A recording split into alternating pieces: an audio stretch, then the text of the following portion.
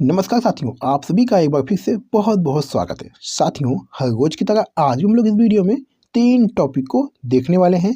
पहला टॉपिक दोस्तों है करंट अफेयर, दूसरा टॉपिक दोस्तों है भारतीय संविधान और तीसरा टॉपिक दोस्तों है रसायन विज्ञान। ये तीनों टॉपिक आपके एग्जाम के लिए बहुत ही महत्वपूर्ण हैं, तो पूरा वीडियो को ध्यान से देखिएगा।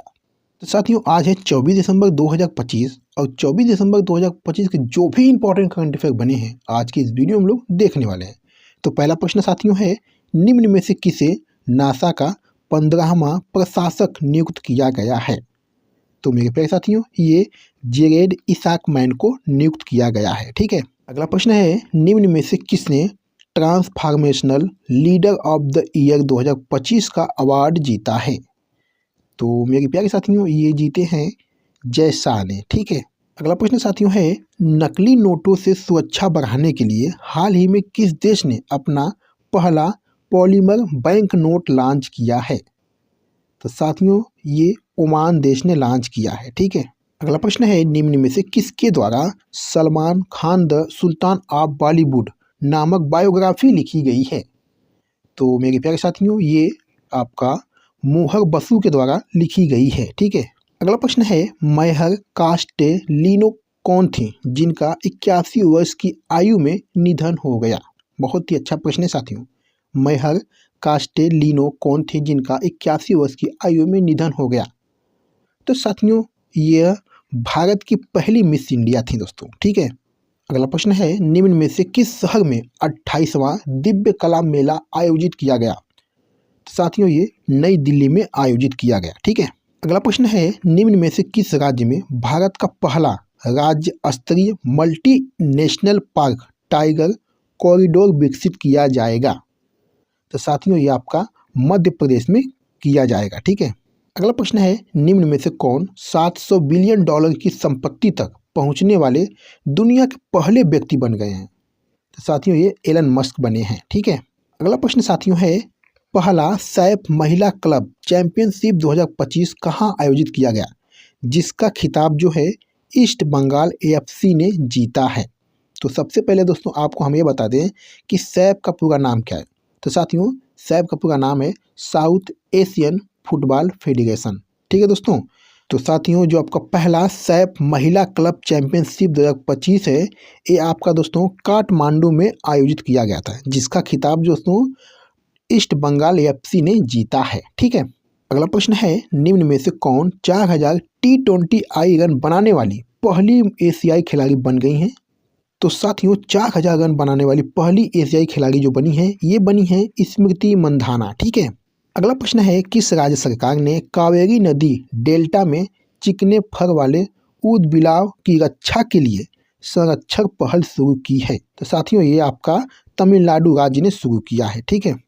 अगला प्रश्न है, दिसंबर 2025 में शून्य से शतक एक शताब्दी अटल भारत की कार्यक्रम कहाँ आयोजित किया गया था? तो साथियों, ये आपका इंदौर शहर में किया गया था। ठीक है। अगला प्रश्न है, निम्न में से किस देश ने दुनिया के सबसे बड़े परमाणु संयंत्र, ठीक है दोस्तों, निम्न में से किस देश ने दुनिया के सबसे बड़े परमाणु संयंत्र काशिवाजाकी कारिवा को फिर से शुरू करने की मंजूरी दे दी है? बहुत ही इंपॉर्टेंट क्वेश्चन है दोस्तों। किस देश ने दुनिया के सबसे बड़े परमाणु संयंत्र काशिवाजाकी कारिवा को फिर से शुरू करने की मंजूरी दे दी है? तो साथियों, ये जापान देश ने दी है। ठीक है। अगला प्रश्न है, निम्न में से किस शहर में पंचायती राज और जनजातीय मामलों के मंत्रालय द्वारा पेशा महोत्सव आयोजित किया जाएगा? तो साथियों, ये आपका विशाखापत्तनम शहर में किया जाएगा। ठीक है। चलिए साथियों, अगला प्रश्न देखिएगा, गुजरात के लोथल में नेशनल मैरीटाइम हेरिटेज कॉम्प्लेक्स को विकसित करने के लिए भारत ने किस देश के साथ साझेदारी की है? तो साथियों, ये नीदरलैंड देश के साथ साझेदारी की है। ठीक है। चलिए मेरे प्यारे साथियों, अगला टॉपिक हम लोग का है भारतीय संविधान। तो पहला प्रश्न है, भारत में सशस्त्र बलों का सर्वोच्च कमांडर कौन होता है? बताइएगा, बहुत ही महत्वपूर्ण प्रश्न है। भारत में सशस्त्र बलों का सर्वोच्च कमांडर कौन होता है? तो साथियों, ये आपका राष्ट्रपति होते हैं। ठीक है। अगला प्रश्न है, भारत के राष्ट्रपति बनने के लिए न्यूनतम आयु कितनी होनी चाहिए? बहुत ही महत्वपूर्ण प्रश्न है साथियों। भारत के राष्ट्रपति बनने के लिए न्यूनतम आयु जो है, ये आपकी कितनी होनी चाहिए? तो साथियों ये 35 वर्ष होनी चाहिए। ठीक है, अगला प्रश्न है भारत के राष्ट्रपति को शपथ कौन दिलाता है? बताइएगा साथियों, भारत के राष्ट्रपति को शपथ कौन दिलाता है? तो साथियों भारत के मुख्य न्यायाधीश दिलाते हैं। ठीक है, अगला प्रश्न है भारत में वास्तविक कार्यकारी सत्ता जो है ये किसके पास होता है? तो साथियों ये प्रधानमंत्री के पास होता है। ठीक है, अगला प्रश्न है साथियों राज्यसभा की अध्यक्षता कौन करता है? तो साथियों राज्यसभा की अध्यक्षता जो है ये उपराष्ट्रपति करते हैं। ठीक है, अगला प्रश्न साथियों है लोकसभा की अधिकतम संख्या कितनी हो सकती है? बताइएगा, लोकसभा की अधिकतम संख्या कितनी हो सकती है? तो साथियों 552 हो सकती है। ठीक है, अनुच्छेद 81 के अनुसार दोस्तों लोकसभा की अधिकतम संख्या 552 है दोस्तों। ठीक है, अगला प्रश्न साथियों है संविधान में कितने प्रकार की आपातकालीन स्थितियां दी गई हैं?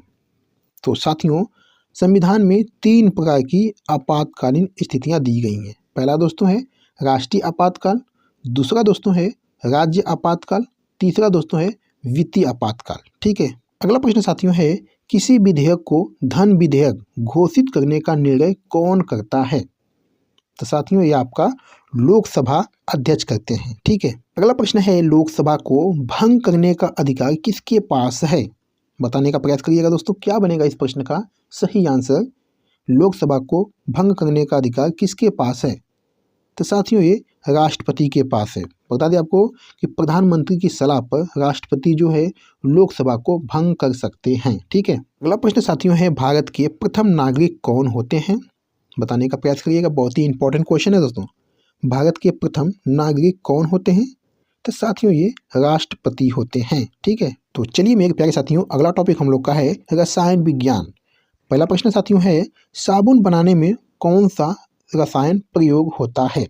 बताइएगा, साबुन बनाने में कौन सा रसायन प्रयोग होता है? तो साथियों ये सोडियम हाइड्रोक्साइड का प्रयोग होता है। ठीक है, अगला प्रश्न साथियों है सोडा वाटर में कौन सी गैस मिलाई जाती है? Very very important question.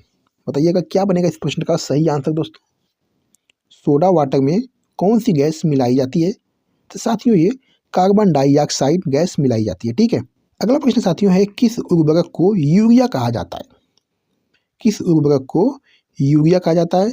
तो साथियों NH2CO NH2 को कहा जाता है। ठीक है, अगला प्रश्न है ब्लीचिंग पाउडर में कौन सा रसायन होता है? ब्लीचिंग पाउडर में कौन सा रसायन होता है? तो साथियों ये कैल्शियम ऑक्सीक्लोराइड होता है। ठीक है, अगला प्रश्न है सिरके में कौन सा रसायन होता है? सिरके में कौन सा रसायन होता है? तो साथियों ये एसिटिक अम्ल होता है। ठीक है, अगला प्रश्न देखिएगा कौन सी एंटासिड दवा पेट की अम्लता को कम करती है? कौन सी एंटासिड दवा पेट की अम्लता को कम करती है? तो मेरे प्यारे साथियों ये मैग्नीशियम हाइड्रोक्साइड है। ठीक है, अगला प्रश्न देखिएगा अचार को सुरक्षित रखने के लिए कौन सा रसायन प्रयोग होता है? अचार को सुरक्षित रखने के लिए कौन सा रसायन प्रयोग होता है? तो आपको बता दें साथियों ये सोडियम बेंजोएट का प्रयोग किया जाता है। ठीक है, अगला प्रश्न साथियों है फलों को पकाने के लिए कौन सी गैस प्रयोग होती है? बताने का प्रयास करिएगा, फलों को पकाने के लिए कौन सी गैस का प्रयोग होती है? तो साथियों ये एथिलीन गैस का प्रयोग किया जाता है। ठीक है, अगला प्रश्न साथियों है प्याज में तेज गंध किस रसायन के कारण होता है? प्याज में तेज गंध किस रसायन के कारण होता है? तो साथियों ये गंधक यौगिक के कारण होता है। ठीक है, चलिए मेरे प्यारे साथियों इस वीडियो का लास्ट क्वेश्चन है संतरे और नींबू जैसे फलों में कौन सा अम्ल पाया जाता है? संतरे और नींबू जैसे फलों में कौन सा अम्ल पाया जाता है? तो साथियों ये सेट्रिक अम्ल पाया जाता है। ठीक है, तो मेरे प्यारे साथियों वीडियो को यहीं पर समाप्त करते हैं। आज की वीडियो में बस इतना ही। आपको वीडियो कैसी लगी? अगर आपको वीडियो पसंद आई है अच्छी लगी तो वीडियो को लाइक करके चैनल को जरूर से सब्सक्राइब कर लें। और दोस्तों आपको इस वीडियो में कौन सा टॉपिक सबसे अच्छा लगा एक प्यारा सा कमेंट करके जरूर बताइएगा। ठीक है, तो चलिए फिर मिलते हैं आपसे अगली वीडियो में किसी महत्वपूर्ण टॉपिक पे। तब तक के लिए धन्यवाद।